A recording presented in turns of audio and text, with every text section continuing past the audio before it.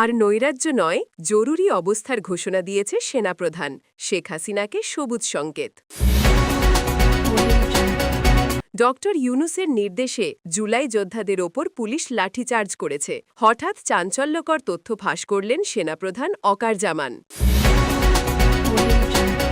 জুলাই সনদ স্বাক্ষরের পর এনসিপিকে নিয়ে আক্ষেপ আসিফ নজরুলের। শুনছিলেন সংবাদের শিরোনাম, এবারে বিস্তারিত। দেশজুড়ে চলমান সহিংসতা ও নৈরাজ্য পরিস্থিতি মোকাবিলায় সেনাবাহিনী জরুরি অবস্থা ঘোষণা দিয়েছে। সেনাপ্রধানের কার্যালয় থেকে সোমবার রাতে জারি করা এক বিবৃতিতে জানানো হয়, দেশের আইনশৃঙ্খলা রক্ষায় ও জনগণের নিরাপত্তা নিশ্চিত করতে এই সিদ্ধান্ত নেওয়া হয়েছে। বিবৃতিতে সেনাপ্রধান বলেন, আর নৈরাজ্য নয়, জনগণের জানমাল সুরক্ষার দায়িত্ব আমাদের। রাষ্ট্রের স্থিতিশীলতা রক্ষায় জরুরি অবস্থা কার্যকর করা হয়েছে। এদিকে প্রধানমন্ত্রী শেখ হাসিনার সঙ্গে বৈঠকের পর সেনাপ্রধানের এই সিদ্ধান্ত আসে বলে রাজনৈতিক সূত্রে জানা গেছে। বৈঠকে দেশের বর্তমান পরিস্থিতি নিয়ে বিস্তারিত আলোচনা হয় এবং জাতীয় নিরাপত্তার স্বার্থে সেনাবাহিনীকে প্রয়োজনীয় ব্যবস্থা নেওয়ার অনুমোদন দেন শেখ হাসিনা। জরুরি অবস্থার প্রভাবে আগামী ৩০ দিনের জন্য সকল রাজনৈতিক সমাবেশ, মিছিল ও জনসমাগম নিষিদ্ধ করা হয়েছে। গণমাধ্যমে গুজব ও ভ্রান্ত তথ্য ছড়ানো প্রতিরোধে বিশেষ নজরদারি শুরু করেছে সরকারের তথ্য অধিদপ্তর। রাজনৈতিক বিশ্লেষকরা মনে করছেন, এই সিদ্ধান্ত দেশের রাজনৈতিক প্রেক্ষাপটে নতুন মোড় আনতে পারে। তবে সাধারণ মানুষ আশা করছে, এই পদক্ষেপের মাধ্যমে সহিংসতা বন্ধ হয়ে স্থিতিশীলতা ফিরে আসবে। এরপর জানবেন, ঢাকার আকাশে তখন বিকেলের আগুন রঙা আলো। শাহবাগ মোড়ে ভিড় জমেছে জুলাই যোদ্ধাদের। হাতে ব্যানার, কণ্ঠে স্লোগান, জনগণের সরকার চাই, সুশাসন চাই। হঠাৎ করেই উত্তেজনা ছড়িয়ে পড়ে সারি সারি পুলিশের মাঝে। এক মুহূর্তে কেউ বুঝে ওঠার আগেই লাঠি উঁচিয়ে ঝাঁপিয়ে পড়ে তারা। স্লোগান থেমে যায়, ভাঙা মাইকের চিৎকারে মিশে যায় মানুষের আর্তনাদ। পতাকা ছিঁড়ে উড়ে যায় ধুলোর ঝড়ে। তারপরেই রাত নেমে আসে শহরের ওপর। সোশ্যাল মিডিয়ায় ভিডিও ছড়িয়ে পড়ে মুহূর্তেই। মানুষ খুঁজে ফেরে, কেন এমন হলো, কার নির্দেশে এই লাঠিচার্জ। সরকারি মুখপাত্ররা নীরব, পুলিশও চুপ। ঠিক তখনই হঠাৎ রাত 8:30টায় সেনানিবাসে সাংবাদিকদের সামনে হাজির হন সেনাপ্রধান ওয়াকার। মুখে কঠোর স্বর, চোখে স্থির দৃষ্টি। কয়েক মুহূর্ত নীরব থাকার পর তিনি বলেন, এই লাঠিচার্জ কোনো আকস্মিক ঘটনা নয়, এটি এসেছে উচ্চ পর্যায়ের নির্দেশে এবং সেই নির্দেশের উৎস ডক্টর মোহাম্মদ ইউনুস। এক বাক্যে যেন বজ্রপাত ঘটে রাজনৈতিক আকাশে। সাংবাদিকরা চমকে ওঠে, কেউ ফিসফিস করে জিজ্ঞেস করে, আপনি নিশ্চিত?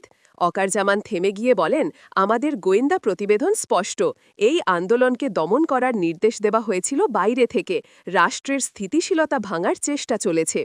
এরপর দেশ জুড়ে এক ঝড় বয়ে যায়। রাজনৈতিক অঙ্গনও তোলপাড়। কেউ বলেন, এটা রাষ্ট্র রক্ষার প্রয়োজনীয় প্রকাশ। কেউ বলেন, এটি নতুন নাটকের সূচনা।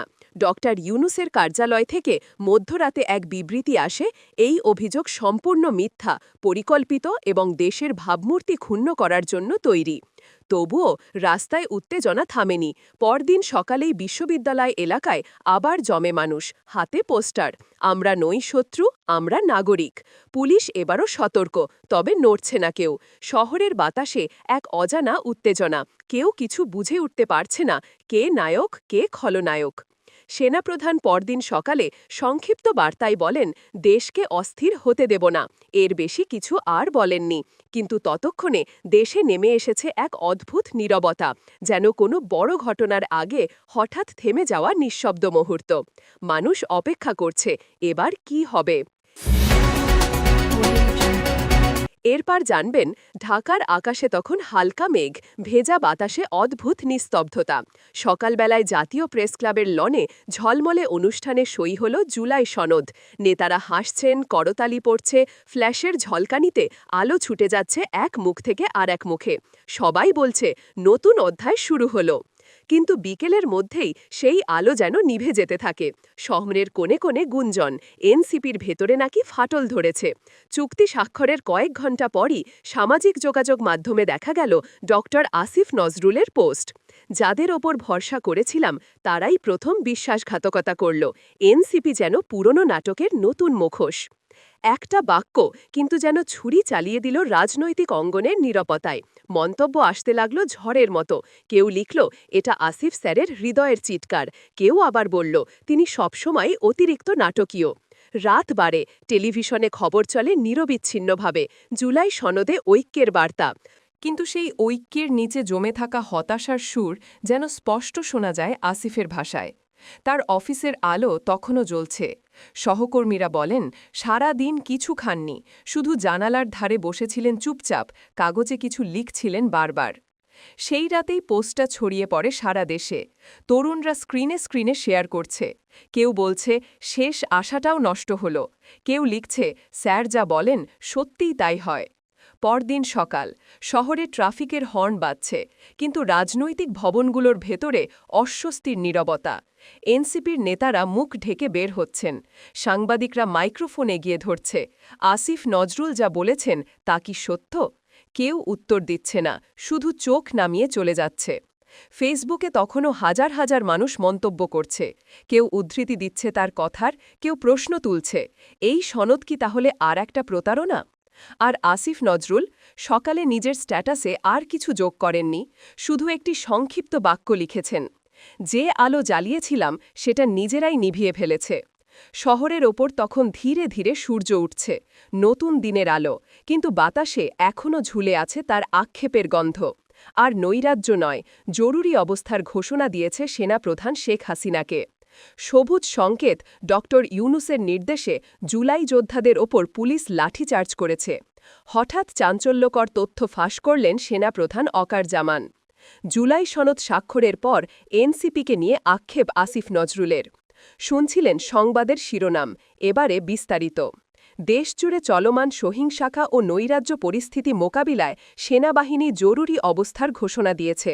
সেনাপ্রধানের কার্যালয় থেকে সোমবার রাতে জারি করা এক বিবৃতিতে জানানো হয়, দেশের আইনশৃঙ্খলা রক্ষায় ও জনগণের নিরাপত্তা নিশ্চিত করতে এই সিদ্ধান্ত নেওয়া হয়েছে। বিবৃতিতে সেনাপ্রধান বলেন, আর নৈরাজ্য নয়, জনগণের জানমাল সুরক্ষার দায়িত্ব আমাদের। রাষ্ট্রের স্থিতিশীলতা রক্ষায় জরুরি অবস্থা কার্যকর করা হয়েছে। এদিকে প্রধানমন্ত্রী শেখ হাসিনার সঙ্গে বৈঠকের পর সেনাপ্রধানের এই সিদ্ধান্ত আসে বলে রাজনৈতিক সূত্রে জানা গেছে।